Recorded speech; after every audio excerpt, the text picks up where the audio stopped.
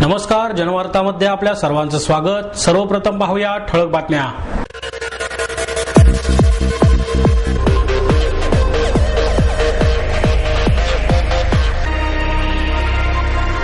विठ्ठलवाडीतील विठ्ठल मंदिरात भाविकांनी केली आषाढी एकादशी उत्साहात साजरी। शिवशक्ती आणि भीमशक्तीच्या वतीने महागाईच्या विरोधात विश्रांतवाडी चौकात निदर्शने। नेत्यांच्या नीतिमत्तेत सुधारणा झाल्याशिवाय देशाची प्रगती होणे अशक्य आहे, राष्ट्रीय लोकजनशक्ती पार्टीचे अध्यक्ष रामविलास पासवान यांचं प्रतिपादन। ज्येष्ठ नागरिकांनी स्वतःला कार्यक्षम ठेवून मानसिक वृद्धत्व झटकून दिले पाहिजे, ज्येष्ठ साहित्यिक शंकर सारडा यांचं मत। आणि स्वातंत्र्यवीर सावरकरांनी मार्सेलिस बंदरात जहाजातून उडी मारण्याला 101 वर्षे पूर्ण झाल्याच्या निमित्ताने रिअल इव्हेंट्सच्या वतीने कार्यक्रमाचे आयोजन। प्रति पंढरपूर म्हणून अवघ्या पंचक्रोशीत ओळखले जाणारे विठ्ठलवाडीतील विठ्ठल मंदिर आषाढी एकादशी निमित्त भाविकांच्या गर्दीने फुलून गेले। आपल्या लाडक्या विठुरायाच्या दर्शनासाठी जाऊ न शकलेले भाविक या मंदिरातील विठुरायाच्या दर्शनाने आपली वारी पूर्ण करतात। या उत्सवाच्या ठिकाणी मोठ्या प्रमाणावर आलेल्या भाविकांमुळे या मंदिराला जत्रेचे स्वरूप आले। या जत्रेसाठी या ठिकाणी लहान मुलांचे पाळणे, जायंट व्हील, मिनी ट्रेन तसेच विविध मिठाई, खेळण्यांचे, महिलांच्या वस्तूंचे, प्रबोधनपर पुस्तकांचे असे विविध स्टॉल्सने या मंदिराचा परिसर फुलून गेला आहे। या जत्रेमध्ये संघर्ष सोशल फाउंडेशन आणि स्वामी बॅगच्या वतीने तुळशीच्या रोपांचे वाटप, काही धोंडीबा मिसाळ प्रतिष्ठानच्या वतीने खिचडी वाटप, हवेली पोलीस स्टेशनच्या वतीने मदत केंद्र, राष्ट्रीय स्वयंसेवक संघाच्या वतीने मोफत चप्पल स्टँड, नागरी संरक्षण दलाच्या वतीने प्रथमोपचार केंद्र, मंदिर ट्रस्टच्या वतीने केळी वाटप, महानगरपालिकेच्या टिळक रोड क्षेत्रीय कार्यालयाच्या आरोग्य विभागाच्या वतीने आरोग्य मदत केंद्रे या मंदिराच्या परिसरात उभारलेले आहेत। तसेच शशितारा प्रतिष्ठानच्या वतीने महिलांना आणि ज्येष्ठ नागरिकांना मोफत वाहतुकीची सोयही करण्यात आली आहे। या मंदिरातील विठ्ठल रुक्मिणीच्या मूर्त्या या तुळशी माळांनी, फुलांनी सजवल्यामुळे अतिशय विलोभनीय दिसत आहेत। पहाटे या मंदिरात महापूजा होऊन भाविकांना दर्शनासाठी हे मंदिर खुले करण्यात आले। विठ्ठलाच्या दर्शनासाठी हजारो भाविकांनी मोठमोठ्या रांगा लावल्या असून विठ्ठल नावाचा अखंड गजर भाविकांकडून सुरू आहे। आषाढी एकादशीच्या निमित्ताने लोकमान्य हास्ययोग संघाच्या वतीने सकाळी 6:30 वाजता लोकमान्य नगर जॉगिंग पार्क मध्ये वारकरी दिंडीचे आयोजन करण्यात आले। या दिंडीमध्ये या संघाच्या 25 शाखा सहभागी झाल्या। या पालखीचे आयोजन हास्ययोग संघाचे अध्यक्ष डॉक्टर सुभाष देसाई, बंडोपंत फडके, अनिल तेरे देसाई, उषाताई आळेकर यांनी केले। या पालखी सोहळ्यात 250 ते 300 आबालवृद्धांसह लहान मुले सहभागी झाली होती। पंढरपूरला ज्याप्रमाणे वारकरी टाळ मृदुंगाच्या सहाय्याने आणि विठू नामाच्या गजरात तल्लीन होऊन जातात, त्याचप्रमाणे या पालखी सोहळ्यात वृद्धांनी विठूचा जयघोष केला।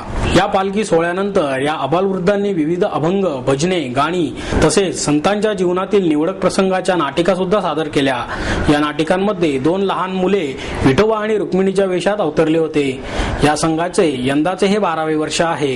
या पालखी सोहळ्याचे पूजन आमदार गिरीश बापट, नगरसेविका मनीषा घाटे, नगरसेविका स्वाती मोरे, माजी शिक्षण मंडळ अध्यक्ष महेश लडकर यांच्या हस्ते करण्यात आले।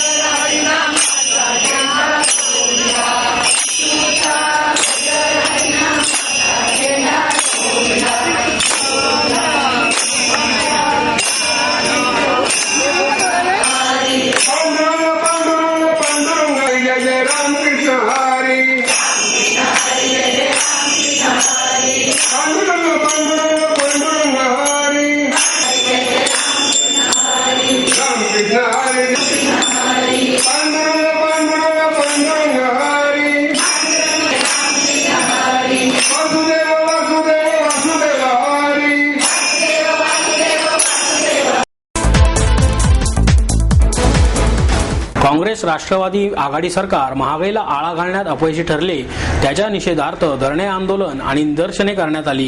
या धरणे आंदोलनात शिवसेनेचे शहर प्रमुख नाना वाडेकर, नगरसेवक सागर माळकर, आरपीआयचे परशुराम वाडेकर, बाळासाहेब जानराव, शिवसेनेचे विभाग प्रमुख सुनील धोत्रे, विभाग उपप्रमुख संजय वल्लेकर आणि शिवसेनेचे अनेक कार्यकर्ते तसेच नागरिक मोठ्या संख्येने सहभागी झाले होते।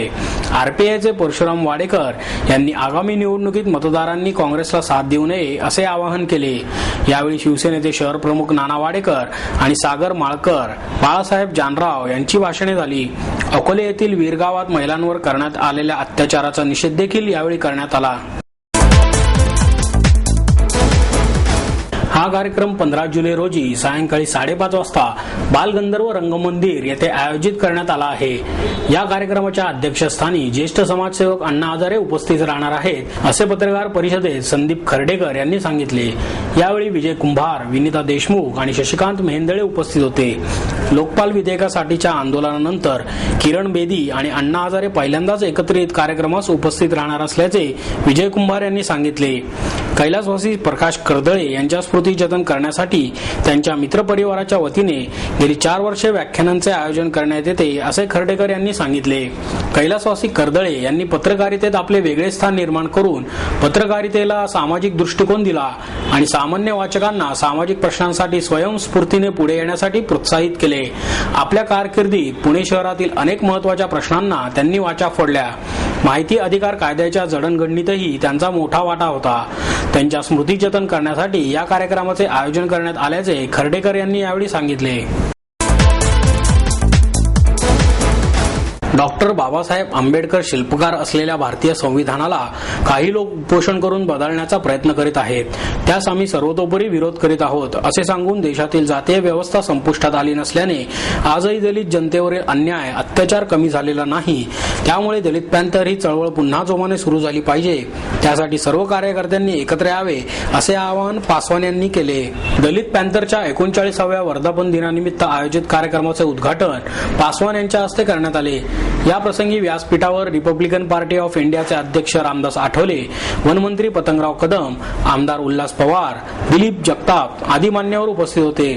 तर कार्यक्रमाच्या अध्यक्षस्थानी पद्मश्री नामदेव ढसाळ होते। यावेळी बोलताना आठवले म्हणाले, दलित पॅंथरची स्थापना दलितांवरील अत्याचार कमी व्हावेत यासाठी झाली, परंतु आजही दलितांवर अत्याचार कमी झालेले नाहीत। त्यासाठी पूर्वी ज्या पद्धतीने दलित पॅंथर काम करत होते त्याप्रमाणे काम करणे गरजेचे आहे। अत्याचाराविरुद्ध सर्वांनी एकत्र येऊन त्याविरुद्ध लढा देणे गरजेचे आहे। पुढे बोलताना वनमंत्री कदम म्हणाले, दलित पॅंथरची आज समाजाला गरज आहे। पूर्वी जेथे अन्याय अत्याचार होत असेल तिथे पॅंथरचे कार्यकर्ते लक्ष देत होते। आजही चुकीच्या लोकांना दहशत वाटली पाहिजे, यासाठी पुन्हा एकदा दलित पॅंथरने जोमाने उभे राहणे गरजेचे आहे असेही त्यांनी सांगितले। भ्रमंती मंडळाच्या वतीने नारायण शेळके लिखित सांजवेळ या कथासंग्रहाचे प्रकाशन ज्येष्ठ साहित्यिक शंकर सारडा यांच्या हस्ते करण्यात आले। यावेळी ज्येष्ठ साहित्यिक ह मो मराठे, संत साहित्याचे अभ्यासक डॉक्टर अरविंद नेरकर, श्री वा कुलकर्णी, प्रभाकर कुलकर्णी आदी उपस्थित होते। स्पर्धात्मक युगामुळे सध्या पायावर डोके ठेवण्याची संस्कृती लोप पावत असून डोक्यावर पाय ठेवून पुढे जाणाऱ्यांची विकृती निर्माण झाली आहे।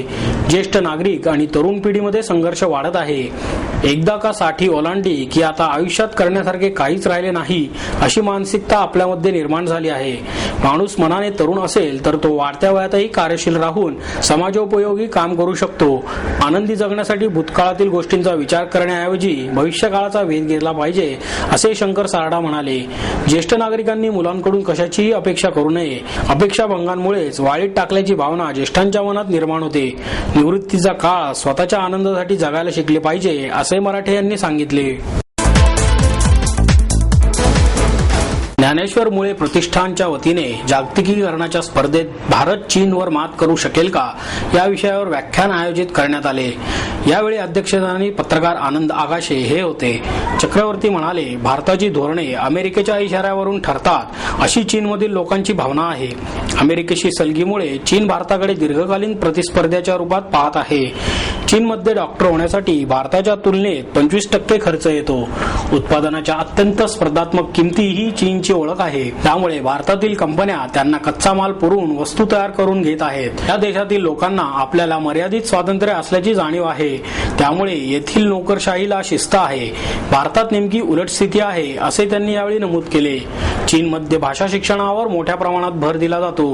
विशेषतः इंग्रजी भाषा शिकवणाऱ्या 50,000 संस्था स्थापन झाल्या आहेत.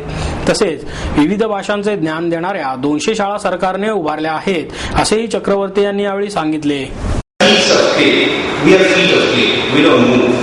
From society to diplomacy to anywhere, we don't move until or unless we are forced to move.